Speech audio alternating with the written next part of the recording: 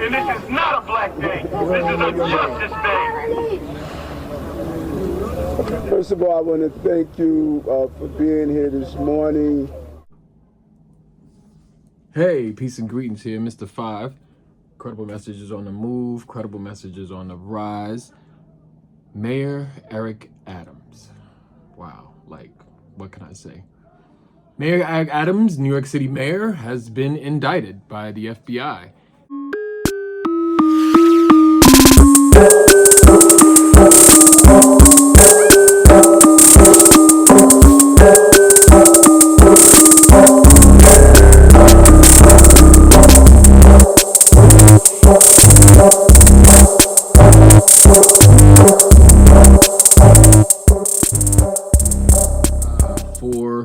This is a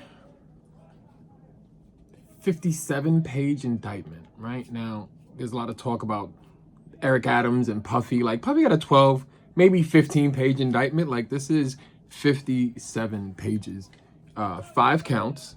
One of them, and a lot of them will be going over the details. We'll be hearing from Federal Monitor and a couple other people, you know, and some other media news sources. But the conduct alleged in the indictment, the foreign money, the corporate money, the bribery, the years of concealment, is a grave breach of the public's trust. Public office is a privilege. We allege that Mayor Adams abused that privilege and broke the law. Laws that are designed to ensure that officials like him serve the people, not the highest bidder, not a foreign bidder, and certainly not a foreign power. I look forward to defending myself and defending the people of this city, as I've done throughout my entire professional career. So, was this the first mayor to get indicted? No. When I was working with the de Blasio administration, I was to be his behavioral health task force. They got indicted. Like, I remember Bloomberg was getting in trouble. Like, so it wasn't the point that it's what mayor has been indicted for. It's a criminal charge, right? And what are the crimes that are being committed? The 5-count indictment is basically saying that he took money from foreign nationals, that he used straw donations. It is a system when you basically take donations from one person and say, I got $100,000 and I'm trying to give Eric $100,000, but he's like, you can't give it to me, you're from Turkey. So, you know, I can only take $250 donations. So find like 100 or 1,000 people in America from Turkey to send them the money, and then they'll make the donations in their name. And so it's called straw donations, right? In which I want to give you 100,000, but I can only legally give you maybe $250, right? And so that $250 has to be done by American citizens. So those guidelines qualify you to get matching funds. So if you do that, and the citizen says, yo, I'm giving $250 to your campaign, the city, taxpayers' money, the government will give you the foreign money. Basically, they'll give you matching funds. And so he got like $10 million in matching funds, right? And so between that and then between doing favors for the Turkish government, in which he approved buildings to be approved because they wanted, the Turkish nationals had like the president of Turkey coming to the UN. They wanted to get it done before the general session comes in, and they kind of like pushed the fire department to do it, which he sent orders to do, right? But what you'll see is this is far beyond just him being accused of crimes. One, we haven't had a mayor, a sitting mayor, accused of crimes in decades. Aside from that, this is a man who has been on the back of criminal justice. When I mean that, I mean if it's not bail when he became a mayor, but let me just say this, first of all, start from this. This indictment is like 10 years old, right? So this is beyond the point of him being mayor. This is back when he was Brooklyn Borough president, when he was doing movies with Turkish officials, talking about, you know, Istanbul is the Brooklyn of, you know, Brooklyn is the Istanbul of America. New York City is the Istanbul of America. Everyone knows that New York City is the Athens of America. It's the Istanbul of America. It's the Kyiv of America. It's the soul of America. We are the Tel Aviv of America. New York City is the Islamabad of America. The Zagreb of America. We are the Lima of America. New York City is Mexico City of America. This is the Dublin of America, New York City. Look at the totality of the year. If you had to describe it, and it's tough to do, in one word, what would that word be, and tell me why? New York. This is a place where every day you wake up, you could experience everything from a plane crashing into our trade center to a person who's celebrating a new business that's open. This is a very, very complicated city, and that's why it's the greatest city on the globe. And, you know, foreign nationals are welcome here. And then also his business, private real estate partners. So there's another, you know, sort of system where he's taking money and taking bribes to help support himself and other sort of business connections he has across New York. None of this helps the bottom 10% of society. He's the mayor of a city that has the richest county in the country, but also the poorest district in the United States of America, right? New York 15, the congressional district, is the poorest United States of America. New York City is pretty unique in which its legal capabilities to entrap people like young people. So at the age of 16, you could be charged as an adult and locked up and housed in Rikers Island. There's 11 city jails. It shoots up to like 52 counties worth of jails. All those counties are made out of the jails. You can check out the videos. We talk about how the prison landscape is in New York State. But that commitment to reduce that reduces the amount of money that citizens pay. So you're paying about $500,000 per person. We cycle about $200,000 people per year. It's pretty expensive. So we you know, the citizens expect you to downsize that, which he's increased. Arrests, right, are up, but crime is down. How does that happen, right? Well, the arrests that happens are small civil arrests, violations, trespassing, things like that. The other part is like 20 cabinet staff members, right, are indicted as well. And these administration members have different duties, like the chief of police who owns a club, his brother owns another club. And if you pay the amount of money, you know, you can get protection and services, but also like the mayor will show up, right? And so these sort of internal mob-like movements is really what this indictment is about. But when you think about a mayor who has progressively, intensively sided on the other side of progressive legislation, he doesn't want to end solitary. He doesn't want to create a bail system equally for poor people. Black and brown communities are still being ravaged and stop and frisk is being increased. He wants to bring that back. But this type of police top-heavy mentality has led to law enforcement being led by the mayor instead of the chief, or the police being a separate district. It seems to be one system, right? You know, there is a lot to be said about a mayor who's also an African-American male, a mayor who's also a black man. Meanwhile, New York incarcerates majority people of color for small nonviolent crimes, and there is no real sort of service that the police do when it comes to resources and bringing communities of color support. And instead of pushing that and moving that agenda to increase public safety, as using himself as an example of a person of color who can be impacted, you know, you tend to see him side on the side of police.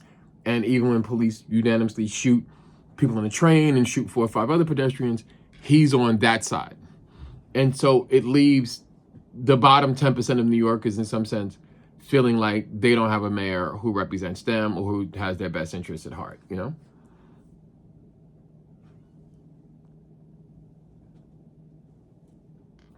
But it's more so that the mayor expresses brazen sort of just privilege and audacity because he's gotten away with so much for so long.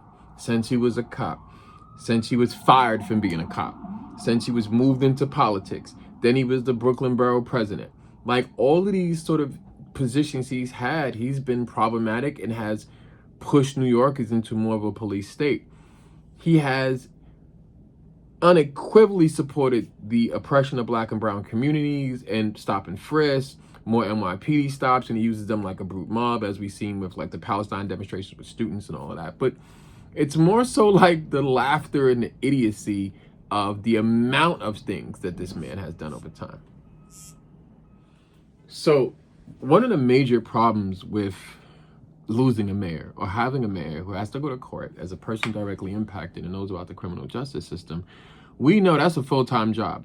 Fighting for your freedom, full-time job. Keeping up with appointments, full-time job. Your defense, witnesses, all these other things that you have to do in order to get out of those charges or try to at least get bail. That takes time. The mayor in New York is probably the most busiest position in the world. And I think from our business community and definitely from our social justice community, we want to know, can you operate and functionally maintain the duties of the mayor at the same time juggling 5-count indictment while your staff is being diminished and you got to hire new people? And it's like, can you do that? Because you haven't been able to do it successfully with all of that staff, and without this indictment, you've been tearing this city up. How much more can we, handle? Well, there is a New York City charter that came out in the 80s that basically established a system in case a mayor dropped dead or there was an emergency. I don't think it was for really this type of situation, but it can be applied to that, right? And in that case, Jumaane Williams would then take his position as a public advocate, and then we would have a special election. I think the controller is a part of that, so that would be Brad Lander, who's also running for mayor. And then so they would have special elections, and then of course we would fill that gap. But for about a year, Jumaane wouldn't be able to do all of the duties of the mayor, but he would handle for city functional duties. But he couldn't veto policy, right? He couldn't sign off against bills and policies that would change the city and the charter. So it's really complicated, but New York has precedents and set up for this, right? And so if the people keep, you gotta quit, it can come to that. I don't think it's gonna come to that. I'm just gonna be honest with you, right? So knowing the governor and, after all of the relationships that I've had with her and her staff and the state, and then knowing the mayor and this administration, I don't think they're going anywhere. I'm just going to be honest. I think she done told him that somebody's got to take the blame. So now he's going to fire or let these people resign from all of these top positions, replace all of them, and then get new staff and try to move forward. Now, the messed up part is that each one of these people already have prior criminal charges in other cases. Each one of these people who are stepping down have history of abuse, history of lawsuits, history of this, right? Each one of them is a special character in this pin board of his administration staff. And the sad part is that New York will suffer for it, right? We're a city that works together. And when trauma and tragedy happens, we come together. We support each other. Also, New York City has the top advocates and organizations and CBOs in the world. You can get a lot of support by building this council of citizens, this council of supportive leaders. Not just the religious leaders that stand behind you and rubber stamp everything you're saying, okay? I'm not talking about giving money to certain CBOs so they could be your mouthpiece and they could be on Lisa Evans and hunt down black men and young black boys all day and act like they doing gun violence work. Okay, let's not talk about them. We're talking about you actually appointing a network of people to help support the city and take the duties of making the city better. Right?